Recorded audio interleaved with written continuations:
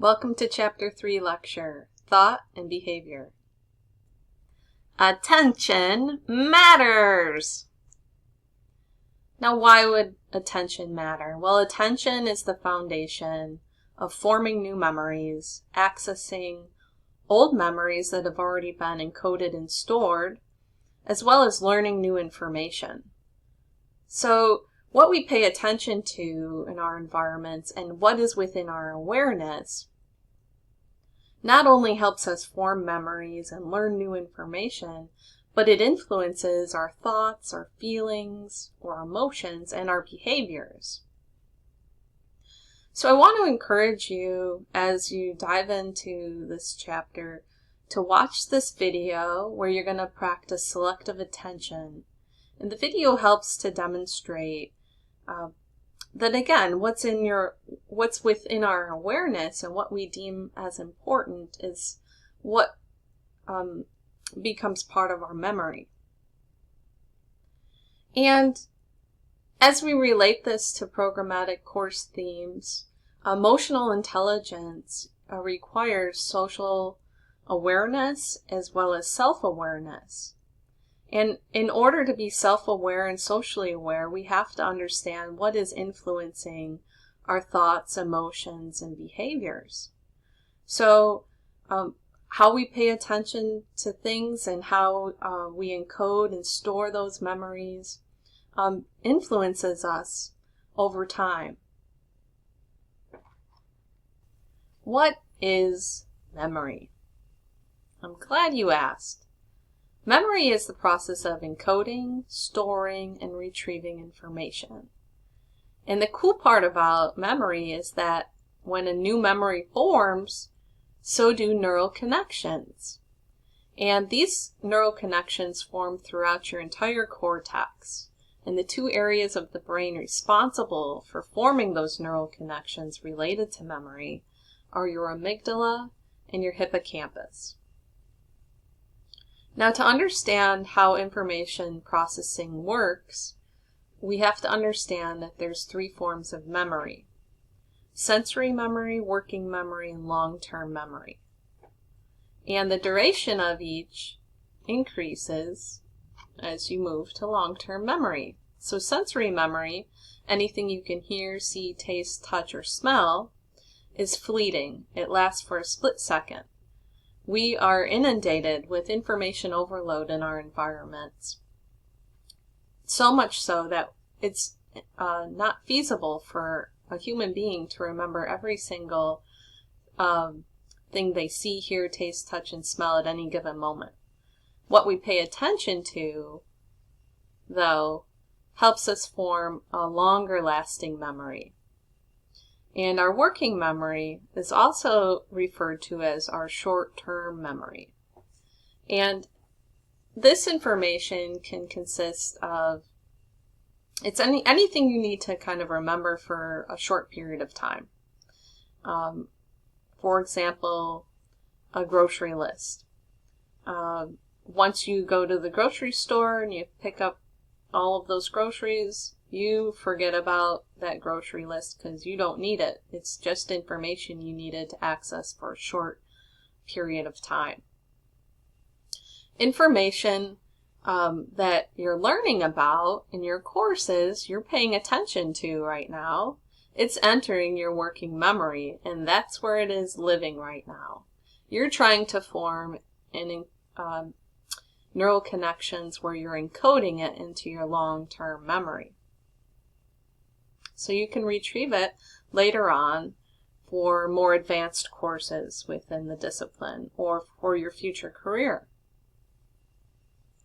Long-term memory can last for days, for weeks, months, years, and the strength of those neural connections depends on how much you're accessing them, and they strengthen over time the more that information, the neural connections are accessed, they strengthen, and they weaken when they're no longer accessed as frequently. And over time, they'll decay if they're never accessed at all. So, for example, you took a course in calculus 5 terms ago, that information hasn't been accessed because you haven't applied it to your job or to additional courses. That information decays over time, and if you ever needed to go back and actually apply the calculus to your job, you'd have to go and relearn some of those formulas in order to do so. This is another diagram showing information processing model, but what I like about this one in particular is it shows that forgetting can occur at any stage, all right? And that sensory memory is a memory that you're paying attention to, which then evolves into being encoded into long-term memory.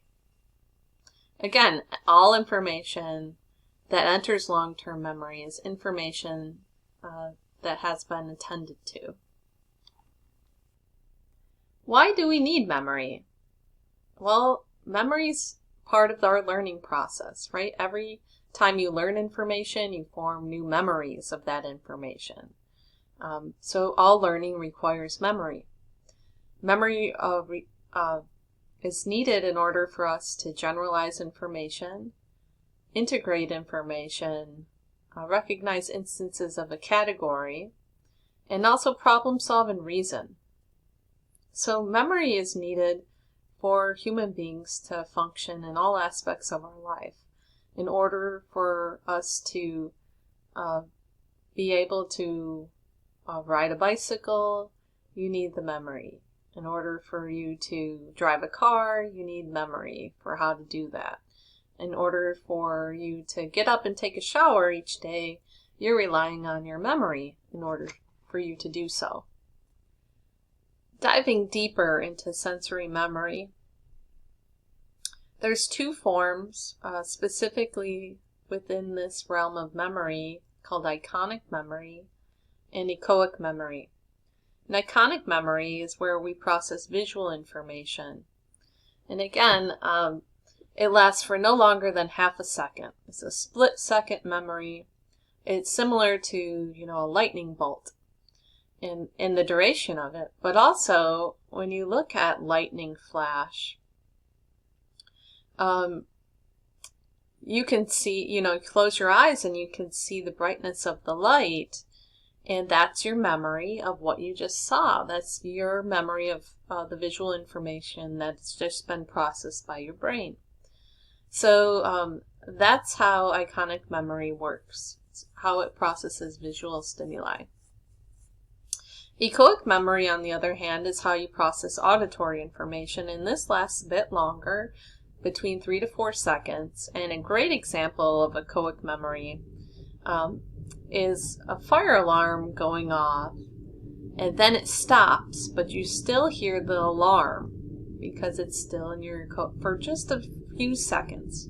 You hear it like going off, but it's only in your head because it's actually stopped, and it's your memory kicking in of what that sound sounded like.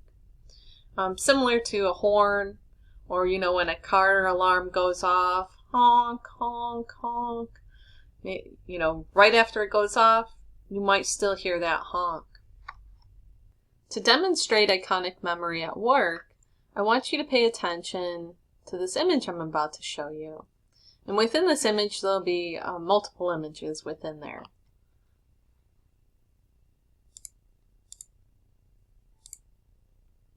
All right, there was our split second. It was probably longer than that.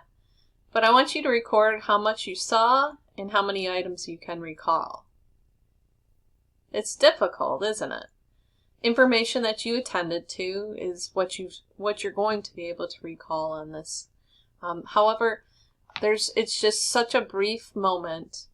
It's so fleeting that the majority of stimulation coming at you at any one given time gets ignored and forgotten about. Information that gets attended to enters into your working memory, or a place that's formally referred to as your short-term memory. So for this example, you're trying to remember a phone number for pizza. And in the process of trying to remember the phone number, you get distracted. Maybe you drop the phone on your big toe, and then you lose that number and you have to look it up again. That happens a lot, right?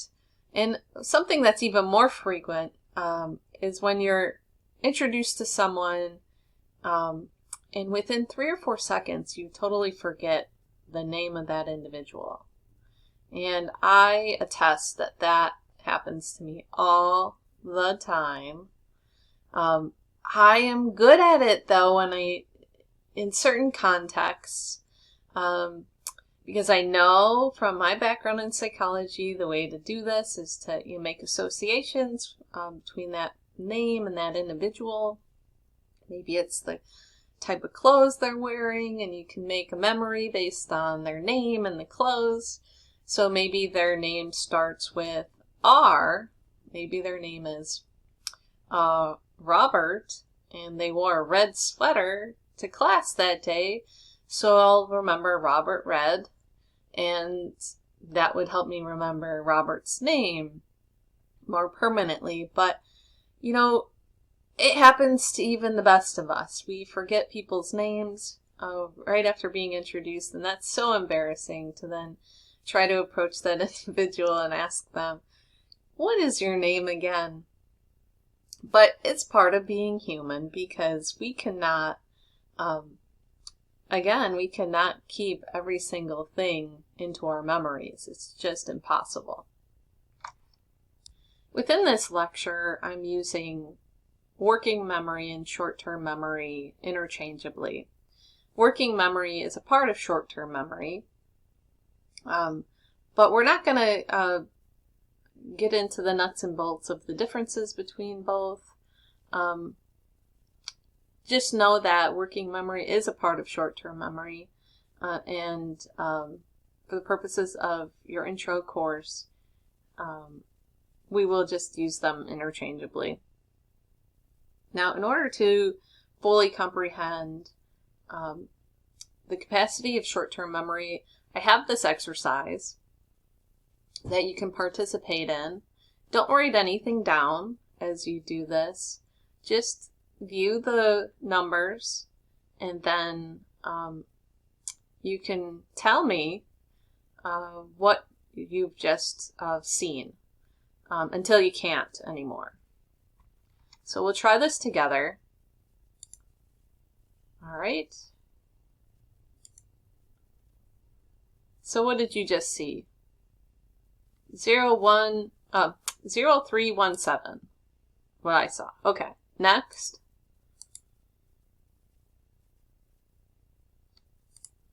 What did you see?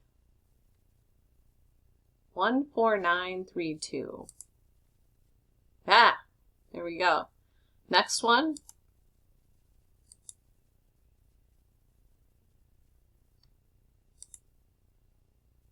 537286. Good. Next one.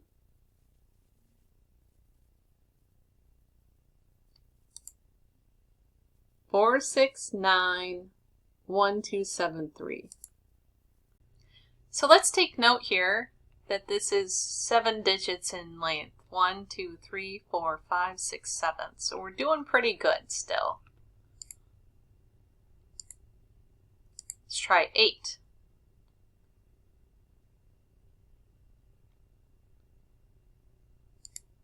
I have 91374628. Not bad. Try more.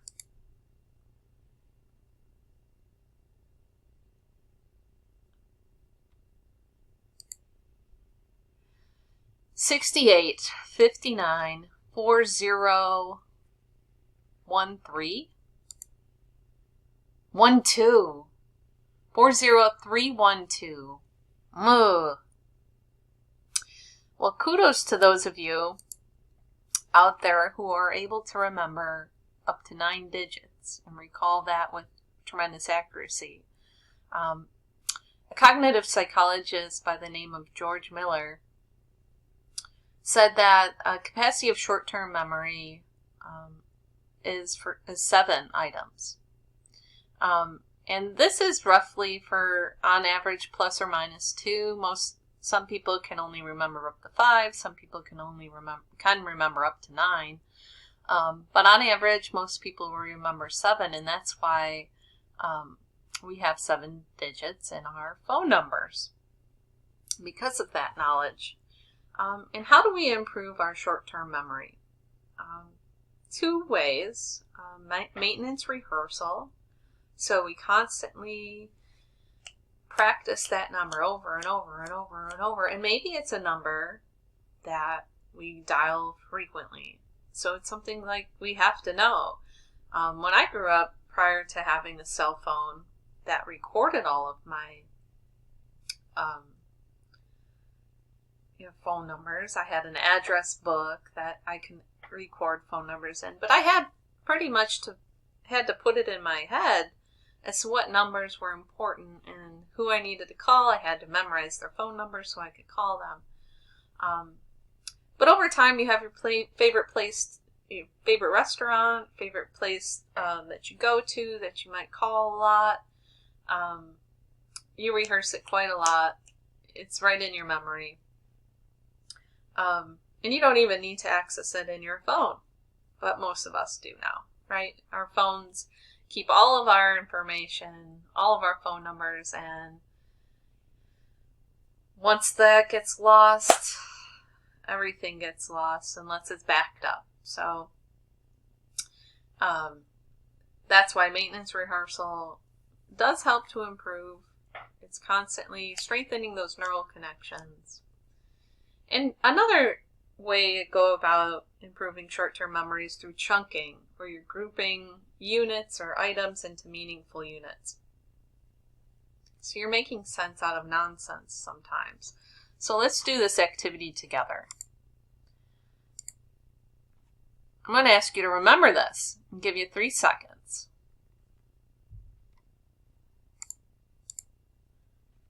Now, if we reorganize this into something that was meaningful, like a word or a few words, we're able to increase our capacity of short-term memory. We're able to remember it. And this is 1, 2, 3, 4, 5, 6, 7, 8, 9. 9 letters in length, right? So if we had to form meaning. And this is known as what is called chunking. And chunking helps you, again, make sense out of nonsense. So try to make sense out of this nonsense. Give you a few seconds.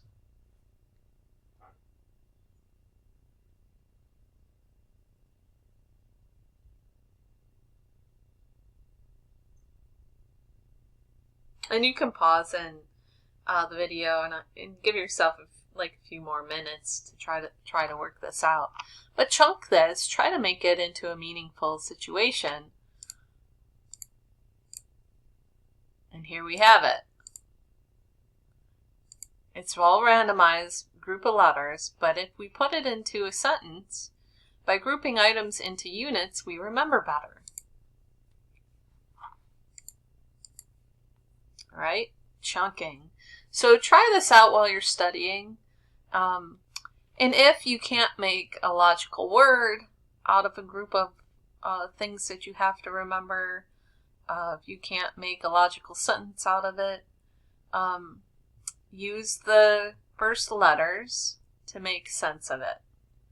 All right? So have the letters stand for something that makes sense and something that's useful for you in memorizing it.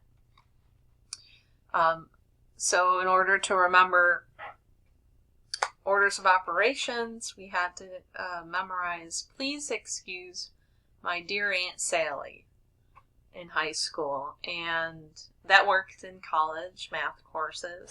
So I knew please, P, to excuse my dear Aunt Sally. Parentheses exponents, multiplication, division, addition, and subtraction. So those are the orders of operations. So what was in parentheses is done first, then your exponents, then multiplication, then addition, and then finally subtraction.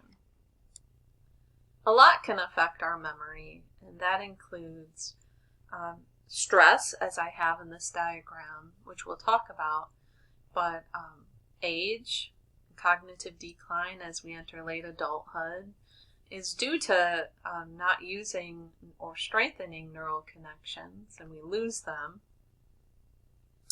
But also our physical health, our mental health,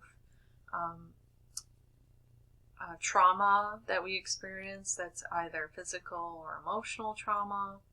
So a lot goes into memory, and certain health conditions and traumas to our brain or to our psychological health can certainly impact memory, as well as medications people take. But for this, it's important we talk about stress, because stress is like a hot topic that everybody deals with. And what's interesting is that when you look at stress and performance, that a low amount of stress doesn't show high performance levels, and a high amount of stress doesn't show performance levels that are very good. But a moderate amount of stress shows high performance. And this is important when we're looking at test taking among individuals and how they report stress levels. So if they enter into a test and they are full of anxiety, they're anxiety-ridden, testing anxiety, right? Too much stress impairs memory completely. You're going to do poorly, most likely, on that test. Somebody enters into the test and they couldn't give it care, and they just say, I'm here to be here, and oh, I got this. Maybe they're like, yeah, I know it all. Their stress level is very low, and they're most likely not going to perform very well. But somebody who is, anxious a little bit, it's a good thing, but not too much, right? So anxiety and a moderate amount of stress typically produces a high score, a high performance score. Now, information that makes it into long-term memory. Remember, long-term memory can last days, weeks, months, or years. It goes through a process of encoding, and context is very important when understanding how encoding works. So you want information to enter your long-term memory. Researchers have found that encoding specificity is when memories emerge most efficiently when the context of retrieval matches the context of encoding. So they did this study on scuba divers, and they had a group of scuba divers learn a list of words on land, and a group of scuba divers learn the list underwater. And then they were tested underwater, and they were tested on land to recall the list of words. And they noticed this encoding specificity, which related to the context of which they learned the information, directly correlated with how well they performed on this test.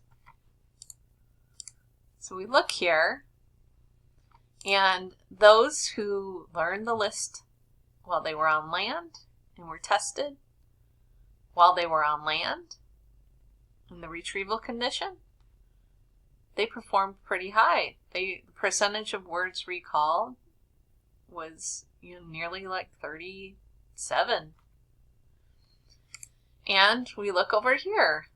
Those who learned while underwater and were tested in the retrieval condition while they were underwater scored, a little bit above 30, maybe 33% of words recalled. Much higher than if they were tested on land and they learned underwater, right? Which dropped down to nearly like 23%.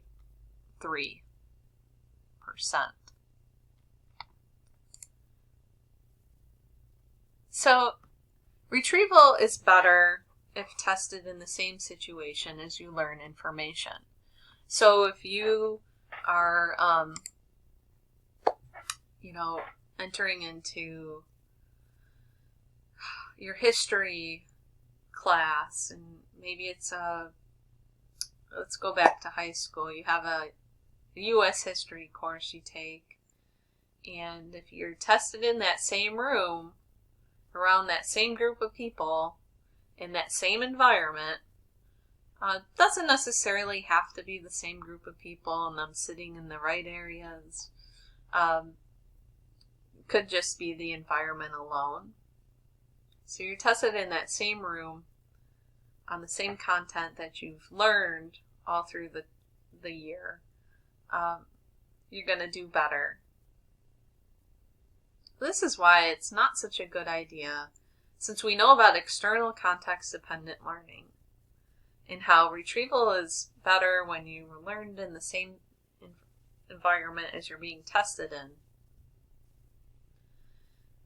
That when students in high school go to take these AP exams, or they're required to take an SAT exam, and they're all forced to go into like the gymnasium and sit at tables instead of desks, with a whole group of people in that room at the same time. Everybody's put into an incredibly different context, and the retrieval cues are just not there. And it kind of hurts scores, because if you were maybe in a SAT prep program within that same high school, and you're all being taught in a specific classroom, that's the best environment for you to be tested in, is that prep room, right? Have the SAT there. But the way that things are typically done is they enter into a massive room, such as a gymnasium, and everybody sits down and starts a test outside of the context in which they learn that material. Long-term memory is quite complex, and it has within it a dual-track mind. This helps us understand how long-term memory works. So if you were to imagine that there are two trains navigating your long-term memory, and one is a slow track and one is a fast track. The slow track would be our explicit or declarative memories.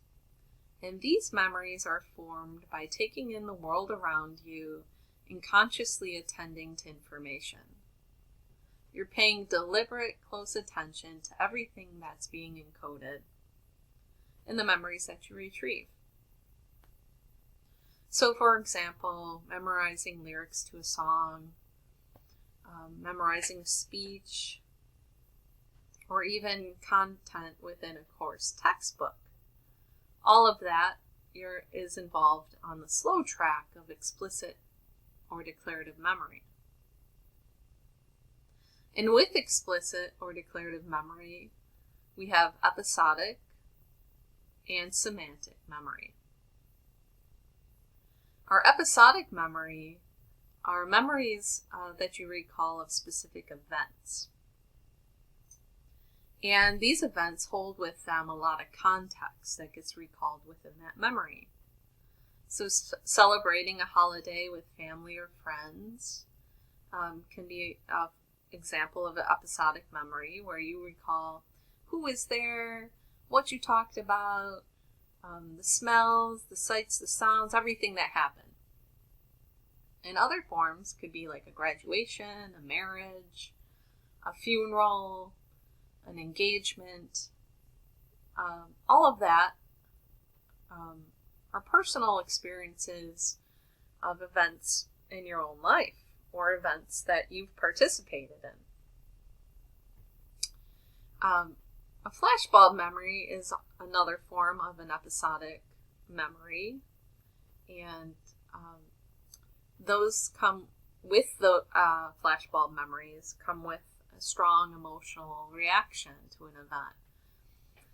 And they're usually events that occur in our world that change everything.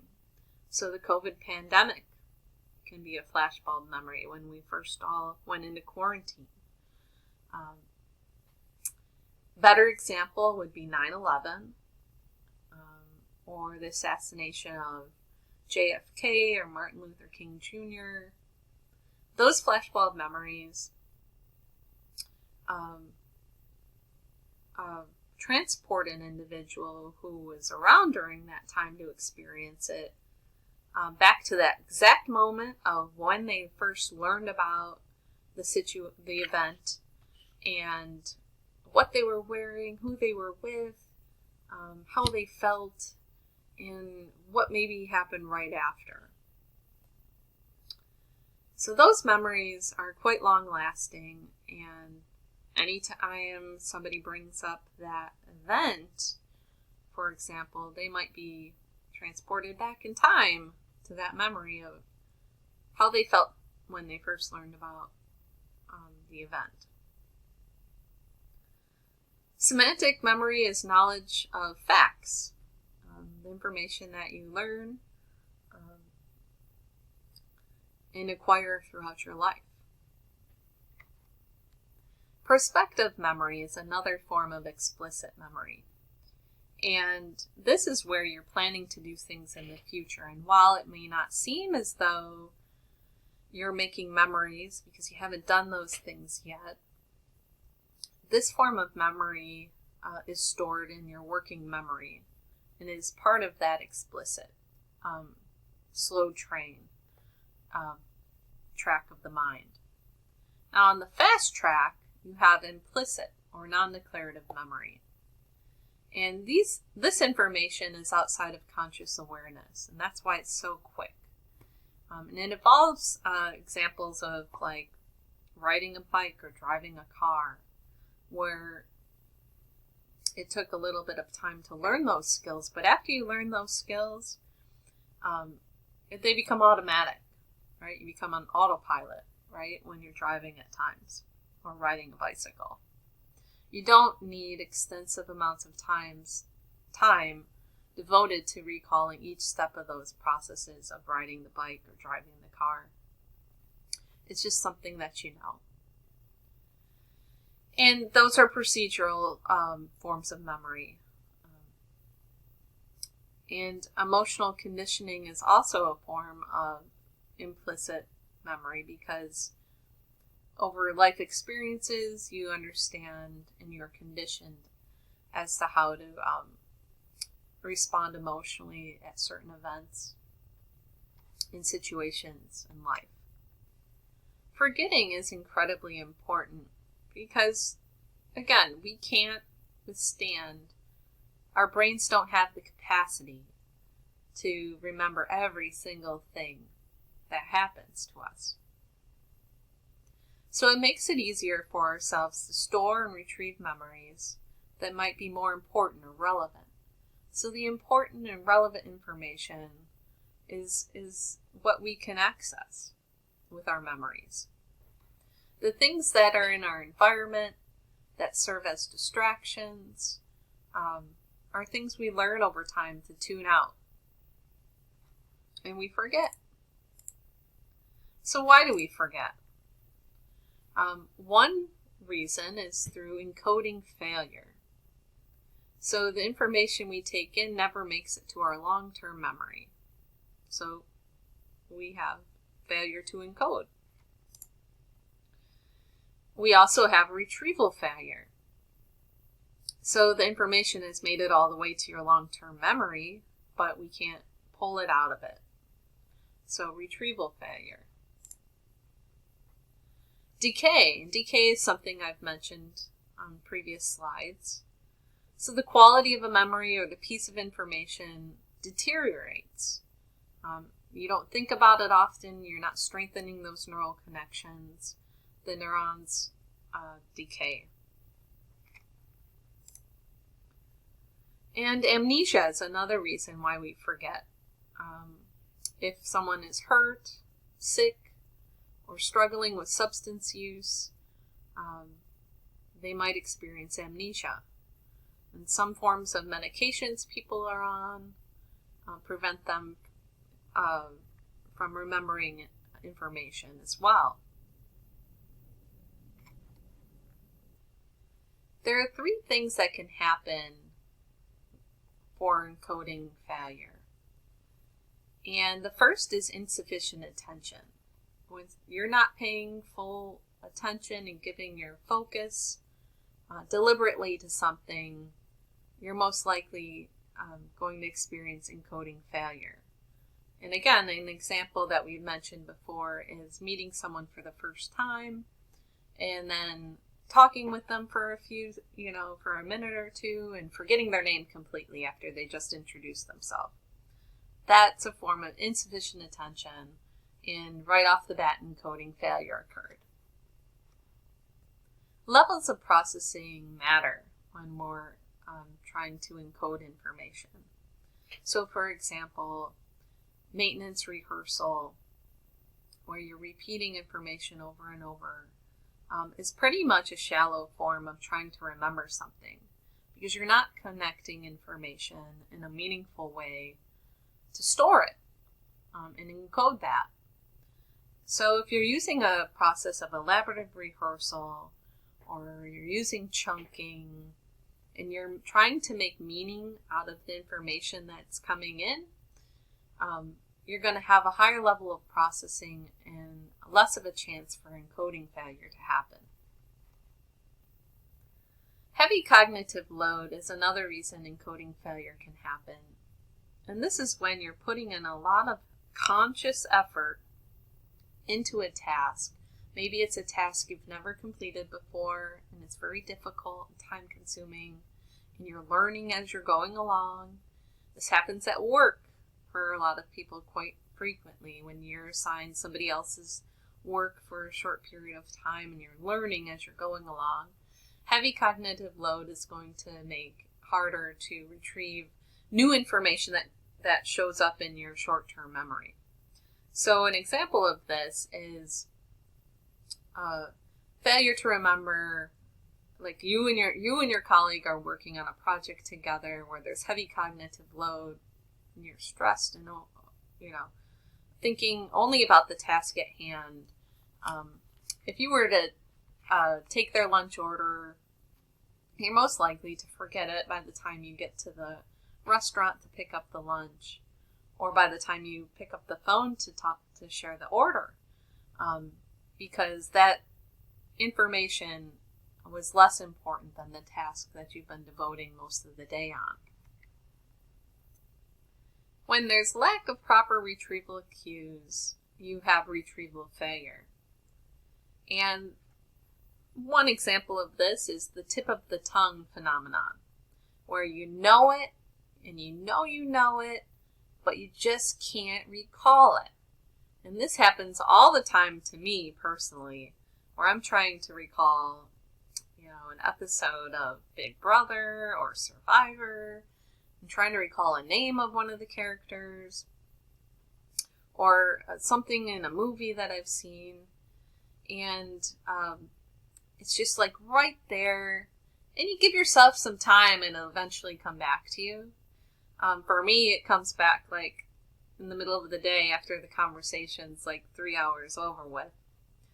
But not having the retrieval cues is a part of tip of the tongue phenomenon. So tip of the tongue, right? We have all experienced this before. Information is available but not accessible. And we try harder and it doesn't help. But again, like I said, it springs to mind 3, 4, 5 hours later after that conversation is completely finished with. And you know the beginning of the letter, what it rhymes with, or maybe how many syllables, but you can't access it. Another form of retrieval failure is known as interference. And interference is when other information gets in the way of retrieving the information that you need. So in this example, they go over retroactive and proactive interference. By using an example, you're learning task A, which is studying psychology for both examples. And the learning task B is studying sociology. But there's different outcomes that ensue. So for retroactive interference is when new learning, so learning task B, hinders the ability to recall information previously learned. So it results in memory loss for task A, psychology.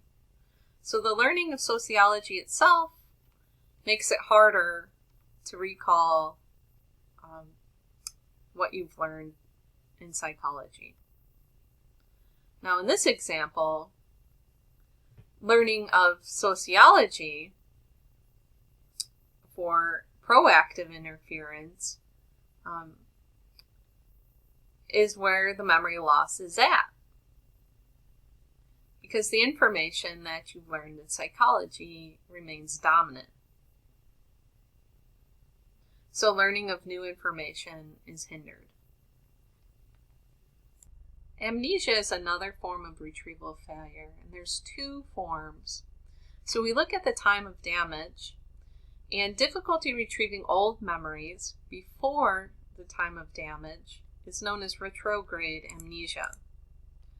And the movie Overboard is a good example of this because Goldie Hawn is then manipulated by this man to believe that she's the mother of his 4 children.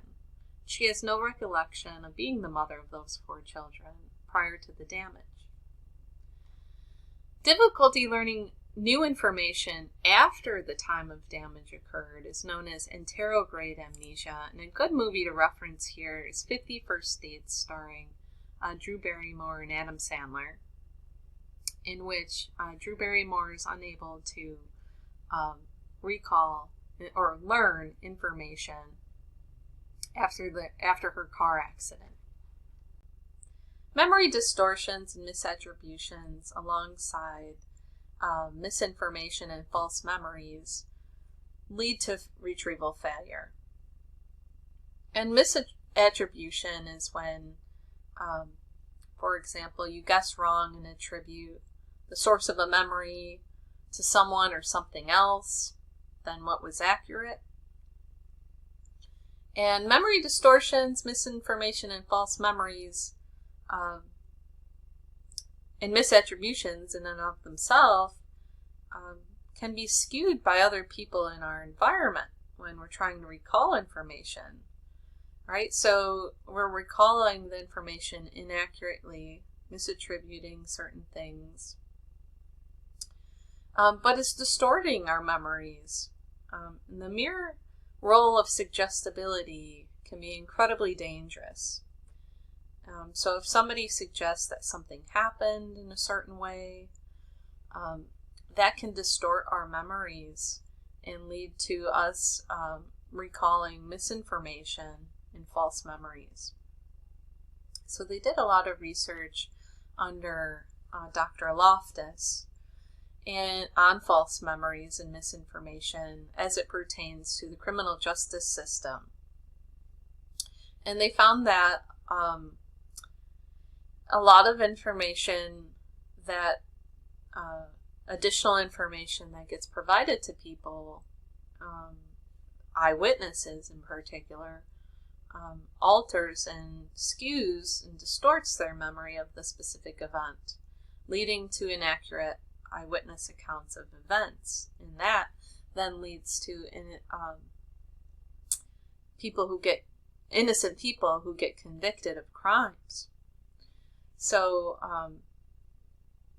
law enforcement officials have to be incredibly careful to not be suggestive or provide additional information when interviewing eyewitnesses, because our memories are so easily distorted by other people. And giving somebody that additional information just rips apart the raw memory that they actually have of that account. And we know from Hermann Ebbinghaus that information over time degrades. So when interviewing somebody or asking somebody about a memory, you want to ask them as quickly after that memory has formed as you can. So if there was a crime, you want to interview that eyewitness right away, because over time the memory decays and degrades. Hermann Ebbinghaus is known as a memory pioneer because he was the first to explore forgetting. So back in 1885, he quantified forgetting for the first time. And we have what is known as the forgetting curve. In his experiment, he measured the rate of forgetting of information. He had a list of nonsense syllables, which are words that have sound but no meaning. He tried to memorize this and test himself a half an hour after learning the list all the way through around 30 days later. And what he found is that memory decayed over time. So he was able to recall the most information about a half an hour to a few days after learning it. And so information, what we gather from this, is that if information isn't practiced on or accessed frequently, it'll be forgotten. Now, the more we practice information and rehearse it over time and a distributed amount of time, the better our recall becomes with information.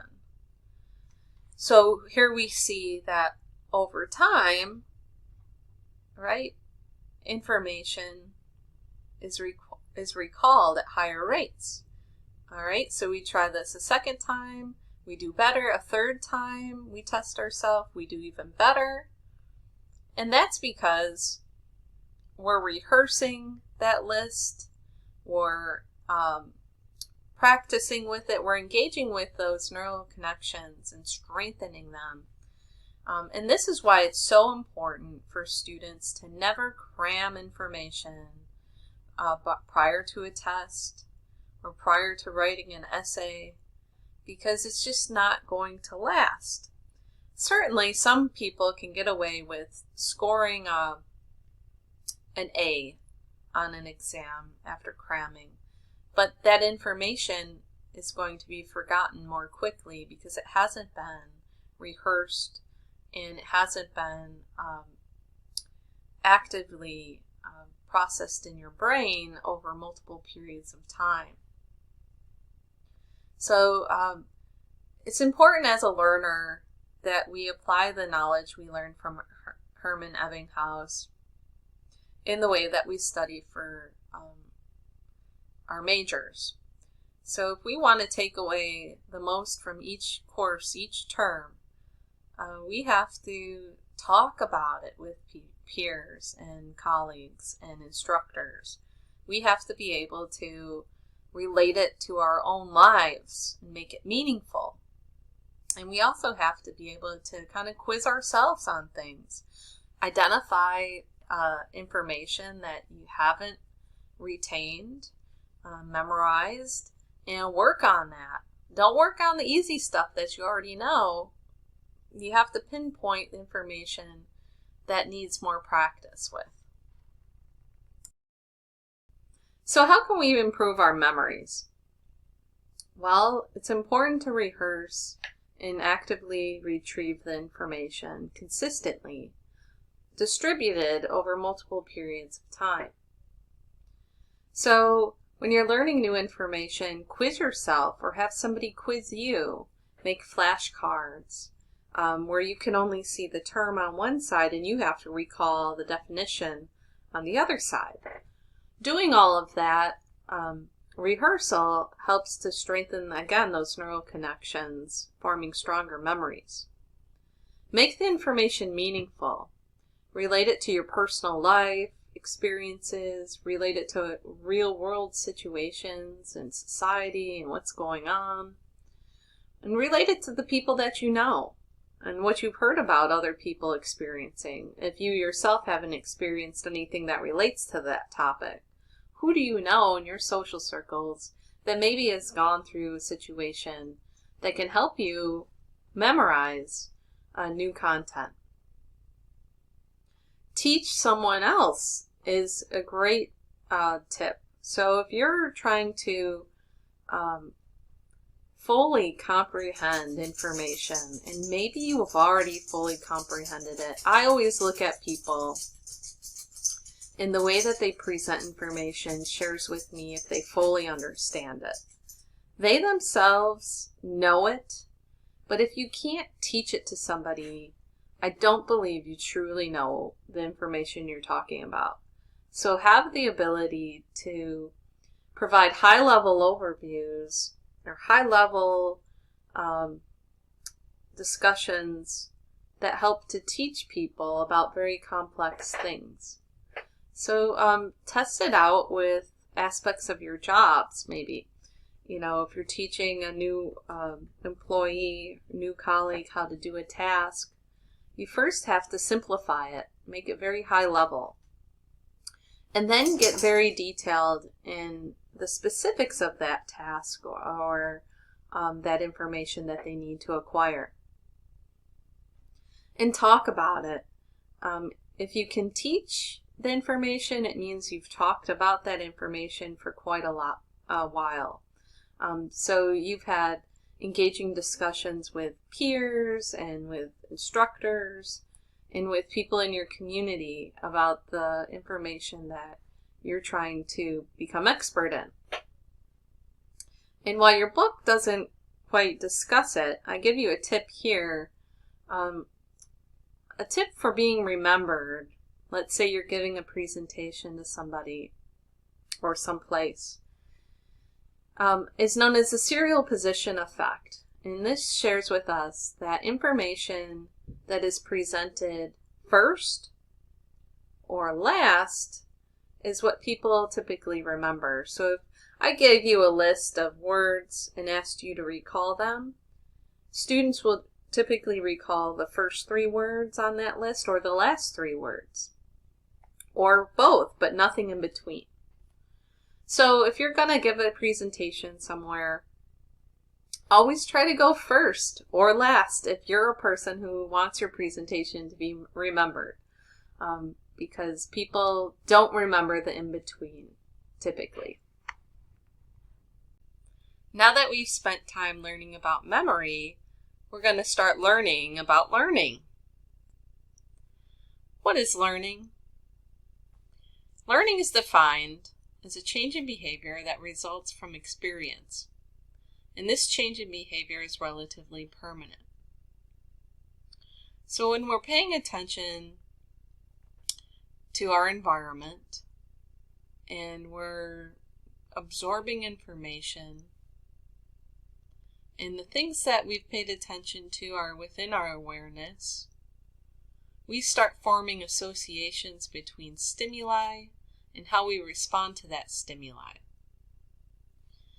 So that's what learning is. It's about how we form those associations, and in forming those associations we create memories through neural connections in our brain. And if we are actively engaging and rehearsing and working to store that information and encode it into our long-term memory, those neural connections grow stronger and stronger over time. And again, what we don't use and don't access, those neural connections decay or die off over time. There's 3 forms of learning that we're going to explore. First is classical conditioning. The second is operant conditioning. And the third is observational learning. Around the late 1890s, a Russian researcher by the name of Ivan Pavlov developed what is known as classical conditioning. And conditioning involves forming relationships between a stimulus and a response. And ultimately, the response is contingent upon the stimulus. So what does that mean? Let's explore Pavlov's research. Pavlov was interested in exploring the digestive system, not psychology or learning. And he noticed that dogs would salivate to the smell of meat. So he needed a way to collect the saliva in order to do his research. And he developed this apparatus to keep the dog confined in a safe space, and to also collect the saliva in a way that it wouldn't be contaminated by meat. So this is Pavlov's apparatus, and you can see the dog is held in there by a harness, and on the side of its mouth it has what is known as a fistula, or a mouth tube, that collects the saliva all the way into a bucket.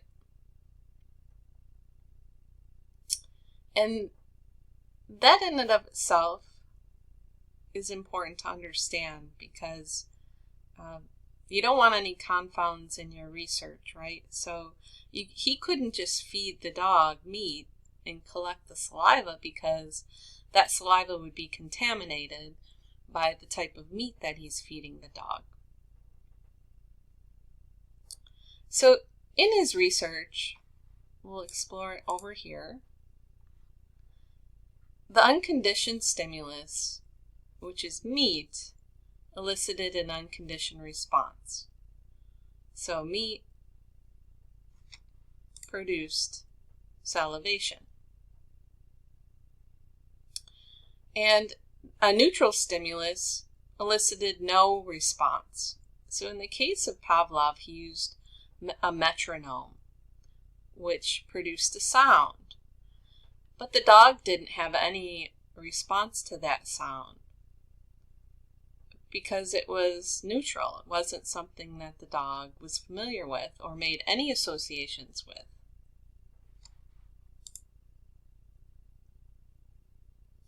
So during condition, that neutral stimulus, the metronome, is paired with the unconditioned stimulus, which was the meat. So the bell would ring, or that metronome would go off, and the meat powder would be delivered, getting a reward. Now I'm drawing a connection and making an association between the relationship of sound with the food. And this has to happen over and over and over and over again. So the meat paired with the sound produced the saliva. And over time, let's say we do this for 3 months, the bell rings or that metronome goes off, dog salivates. So once that happens without the meat powder being delivered, the bell becomes a conditioned, or that metronome became a conditioned stimulus. And salivation is now a conditioned response. So To understand how complex those associations are, researchers went on to explore this concept of generalization. And that's when the classically conditioned response occurs to similar stimuli. So for example, the bell would ring and the dog would salivate, but bells of different tones would also ring and the dogs would continuously salivate. That's an example of generalization. Another is with John Watson's experiment called the Little Albert experiment. John Watson conducted an experiment on his son Albert, and he had conditioned his son to fear white mice by pairing the white mice with a loud gong. So the loud gong produced a very loud noise, and with babies, all loud noises produce that fear response. So little Albert became fearful of the loud gong, and over time, while playing with that little white mouse, he started to form an association between the fear of that he felt with that loud noise and the mice. So the mice became something he feared. And the fact that it was white and fluffy was impactful to little Albert, because he started to generalize all things that were white and fluffy to be something he should fear. So after the experiment progressed and little Albert was already conditioned to fear little white mice, John stopped hitting the gong, and he would present little Albert with things that were white and fluffy, such as a little white fluffy rabbit, and little Albert would cry. And he even went ahead and put a little beard on his face there, like Santa Claus. And little Albert, you see him trying to run away. He did not like that, because it's white and fluffy. It reminds me of the mouse. I don't want to be here or be around that, because I feel afraid. So much of human behavior is learned through the process of classical conditioning, as well as generalization, particularly emotional responses such as fear or arousal. You can see examples of classical conditioning in advertising all the time. One example over here on the left is how sex is used to sell products. Right? We see an attractive person in the ad, but in this case, only parts of their body, and it releases pleasant emotional response, which is unconditioned. And so over time, when we have the pairing of an attractive person with a product, that product in and of itself will make us feel great. We just see the car rolling down the road, and we look at it and we feel pleasant feelings. And we may not know why we feel those pleasant feelings, but you've been conditioned through advertising to feel those feelings every time you see that product or that brand logo. Now here on the right, you see an example of two people in a relationship enjoying a passionate kiss. And the act of kissing produces sexual arousal, and it's unconditioned. But maybe the partner enjoys onions. Let's say they eat French onion soup all the time. They have onion breath. So they ate French onion soup for dinner. They kiss you. That elicits sexual arousal again. And over time, and you're dating that individual, things are going great. you begin to associate onions with sexual arousal, even when that individual, your partner, is no longer around. So we condition people and each other in many ways like this as well. There's a lot happening during classical conditioning, and I want to take a moment to explore these diagrams on the right.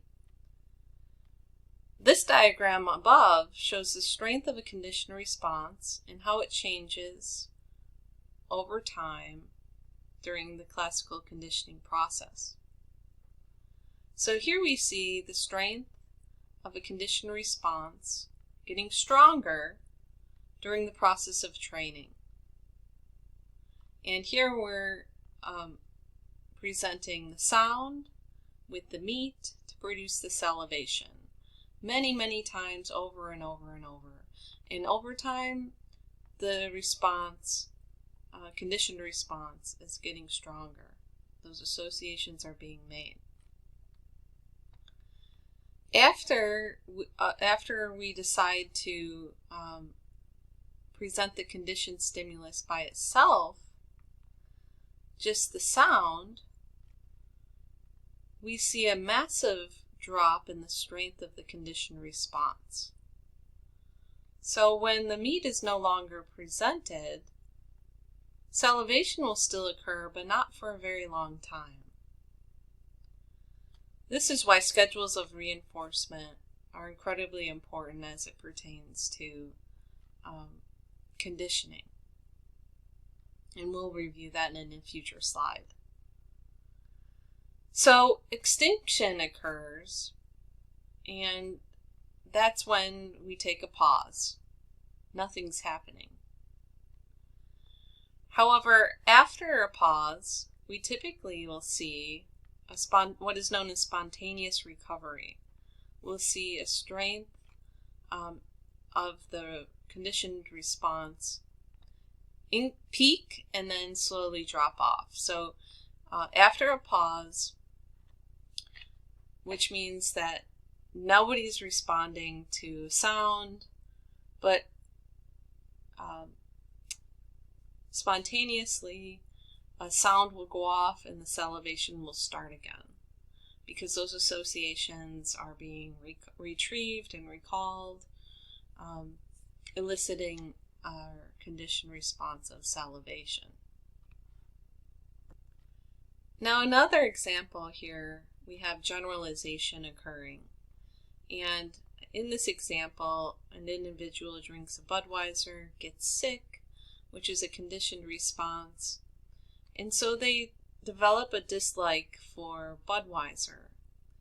But Budweiser tastes a lot like other brands, so over time, they generalize all beer as something that makes them sick, so beer will be averted. There's also stimulus discrimination. And as you can see, we've developed an aversion to all alcohol up here because we've generalized the taste of alcohol to making us sick. However, if you can distinguish, and there's a significant difference in the taste of the beverage, let's say, the Budweiser will be the brand that makes you sick, not other brands. So you'd still be able to, if you've developed stimulus discrimination, you'd still be able to drink beer without making you sick. You just wouldn't be drinking the Budweiser, because that's the beer that makes you sick. Classical conditioning can even be seen in horror movies. And filmmakers do a great job of using scary music, pairing that with blood, guts, and gore to elicit that conditioned response of fear that they're trying to elicit, because it's a scary movie. Now, over time, the scary music becomes a conditioned stimulus, because that's music alone starts making you anxious and nervous and fearful. Now, if we look at movies, the number of pairings matter of that neutral stimulus with that unconditioned stimulus. So the music paired with the gore, the amount of pairings is very important for that to elicit fear. And the reliability of that conditioned stimulus in predicting the unconditioned stimulus. So every time you hear the music, da-da, da-da, da-da, and you have that unconditioned stimulus of blood and guts appear on the screen, that produces fear. So you want the music to be more reliable with viewers. So if they hear the music, they're going to think blood, guts, and gore, and they can predict that that's what they're going to see. The timing of the conditioned stimulus or that scary music is also essential. It has to be just right before blood and guts, just right before it, because it doesn't make sense to see blood and guts and gore and then hear it wouldn't have the same impact. So the occurrence of the scary music right before gore is very important. Operant conditioning is learning that occurs through reinforcements and punishments. And it involves associating a voluntary behavior, the cause, with a consequence or the effect. And our voluntary responses are determined based on the consequence and whether that consequence is desirable or undesirable, or favorable or unfavorable. So a voluntary response becomes stronger when the consequence is favorable, and vice versa, right? So our voluntary response weakens when the consequence is unfavorable.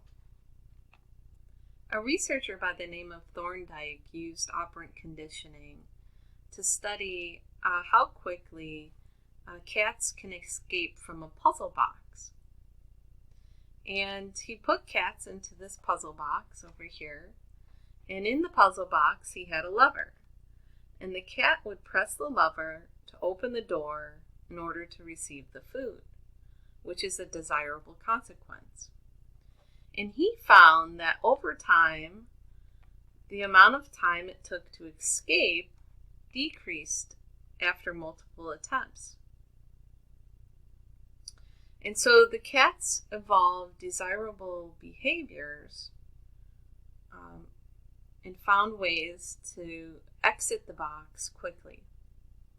So they eliminated the behaviors that took them longer to get out of that box or prevented them from escaping. When understanding operant conditioning, remember that it's behavior that, when reinforced, has an increased chance of repeating itself. And looking into reinforcement, there are two types. We have positive reinforcement, which adds good things. An example of positive reinforcement would be money or salary increase, praise and acknowledgement or an award, as well as food. A negative reinforcement takes bad things away. And an example of a negative reinforcement would be taking Tylenol to cure and remove some pain that you're experiencing. This table helps to articulate this visually as it pertains to reinforcement. So positive reinforcement and negative reinforcement increase desired behaviors. With positive reinforcement, you add a stimulus, increases behavior. With negative reinforcement, you remove a stimulus, you take a bad thing away, and it increases that desired behavior. This example shows how positive and negative reinforcers are at play when examining the behavior of studying. So you're using a positive reinforcer in which the teacher's approval is presented when a student studies.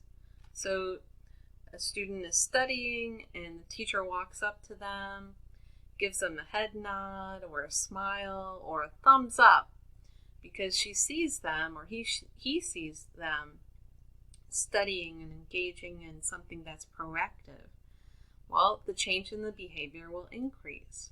That student is more likely to study more and possibly form a habit at that time of day to study openly around that teacher. Now, examining this behavior of studying using negative reinforcement.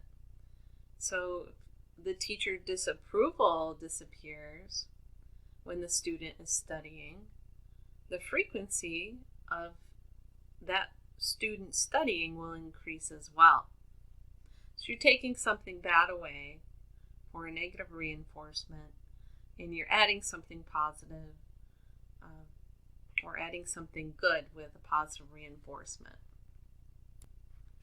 Reinforcements increase the likelihood of a desirable behavior to happen, whereas punishments decrease the probability of a response to be repeated.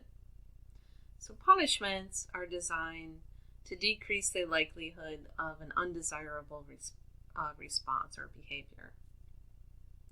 And it's the presentation of an aversive stimulus or the removal of a pleasant stimulus.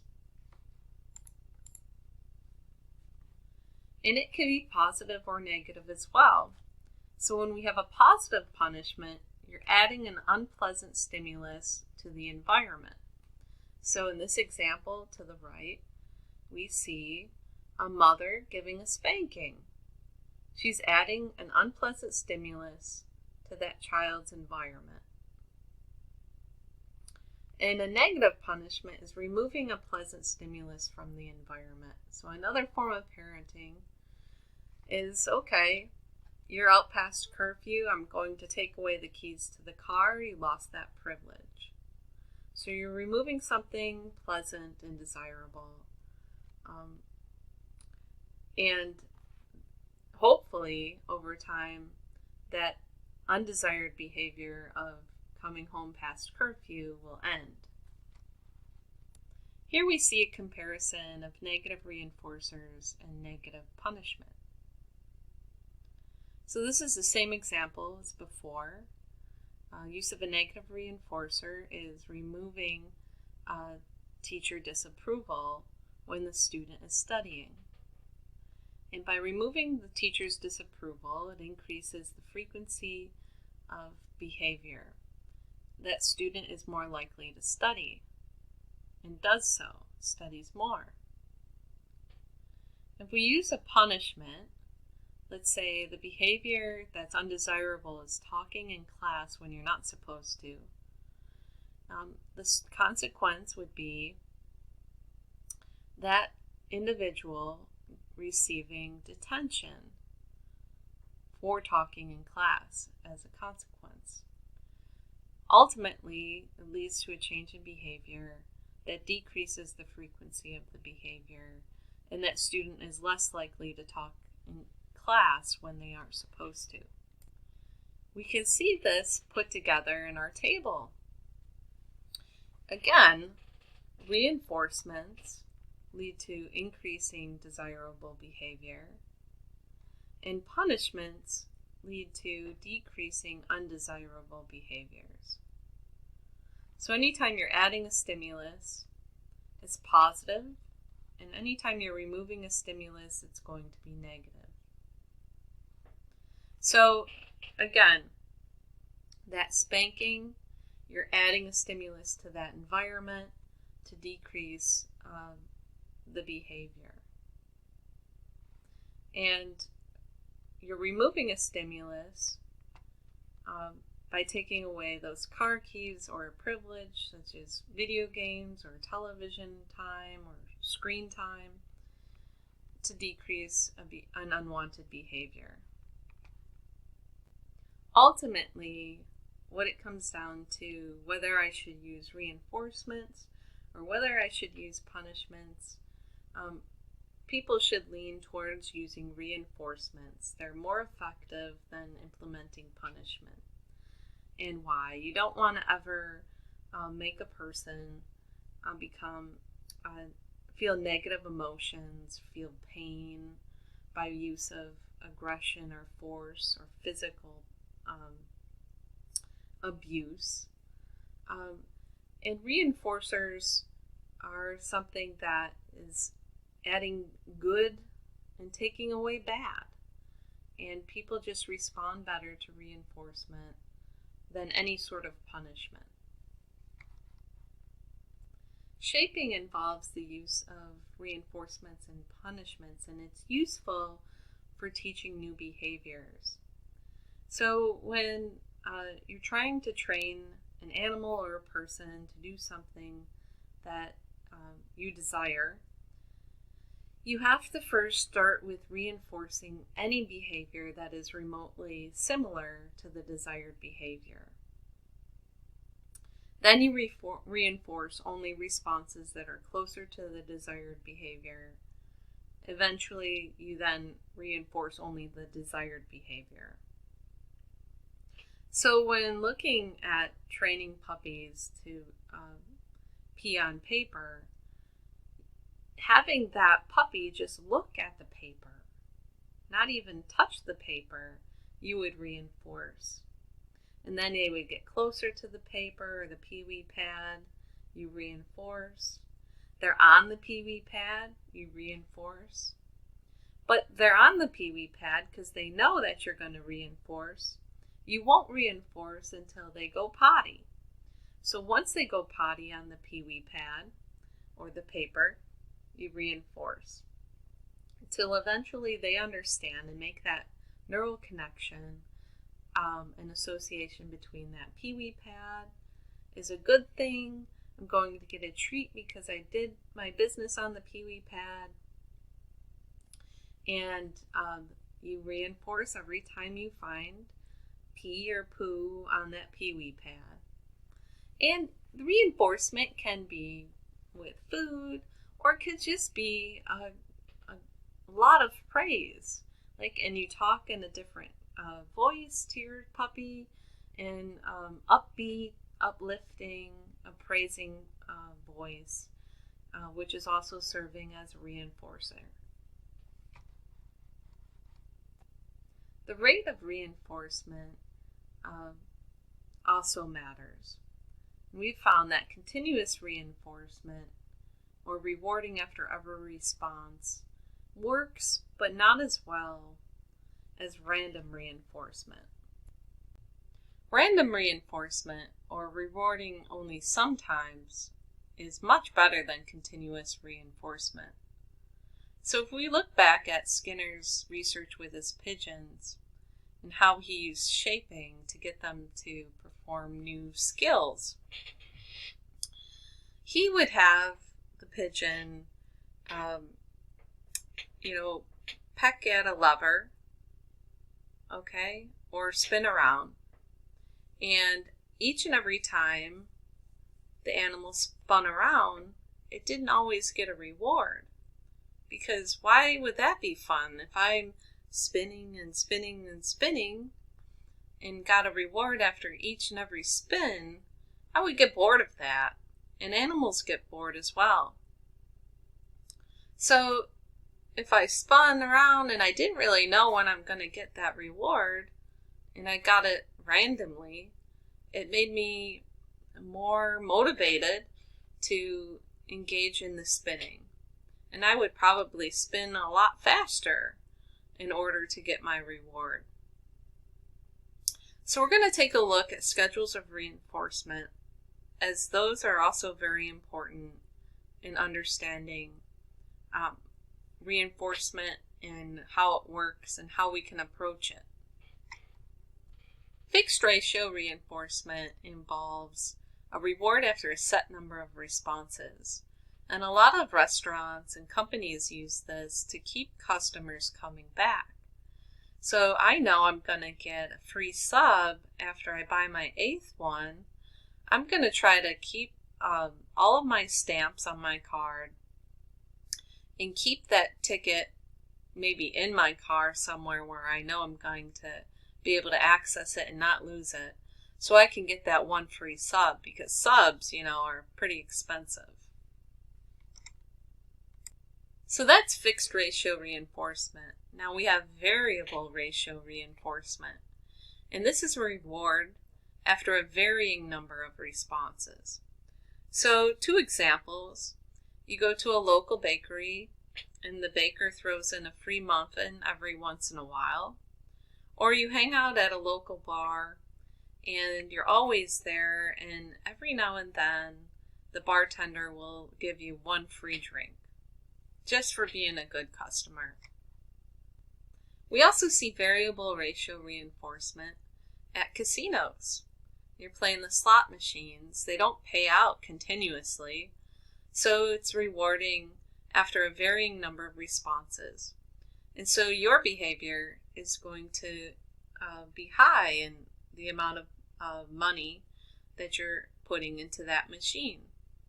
All right? Because you don't really know when you're going to get that random jackpot. Fixed interval reinforcements are good for helping people stay motivated when studying. So if you're ever using that Pomodoro technique, where you're setting yourself up for 25 minutes of studying time and then a 10-minute break following after as a reward, you're practicing fixed interval reinforcement, a reward after a specific time interval. Another example of fixed interval reinforcement is the consistency of your mail carrier deliverer. So if the mail delivery individual comes at 3 o'clock every day, you have a fixed interval reinforcement set, and you're looking forward to receiving the mail and receiving possibly packages in the mail and things of that nature. On the opposite end of the spectrum is variable interval reinforcement, and this is reward after a variable time interval. So a great example of this is fishing. And when you go out to fish, you don't catch a fish every 10 minutes. And it depends on a variety of factors, but it could take you 30 minutes before you catch your first fish. And then from then on, it could take, another hour before you catch the next fish. And it all depends on, the climate, the season that you're in, how the fish are biting that day, and the noise that's in the environment of where you're fishing. This graph shows a comparison of the schedules of reinforcement, and we can see quite clearly that there's differences in ratio schedules and interval schedules of reinforcements. So this blue and green here are ratio schedules of reinforcement, and you can see that they're much steeper than interval schedules, and in that they have higher response rates. Interval schedules, however, have less extinction over time, so they're more steady and strong in that regard. So we can start by looking at this graph to explore which is the best schedule of reinforcement to follow. And if you're looking for high response rates, you're going to focus in on ratio schedules of reinforcement. And knowing that with fixed ratio reinforcement, it's reinforcement after a set number of time, it's very predictable. And people don't always enjoy that predictability because it's continuous reinforcement, right? It gets boring. Just like the pigeon spinning and spinning and spinning, I'm going to stop spinning. I'm bored of it. Even though I'm going to get a treat and I'm going to get really full very quickly with all the treats I'm getting. A variable ratio, on the other hand, is randomized reinforcement. You don't know and you can't predict when you're going to get the reward, but you know a reward exists. So that desire to get that reward is what keeps pulling you in. And an example of a variable ratio is Vegas, right? This is why Las Vegas is so incredibly addictive for people, and it's so incredibly successful, the gambling industry. It's randomized. You know that there's a jackpot out there, but you never know. Hey, you never know. It could be you.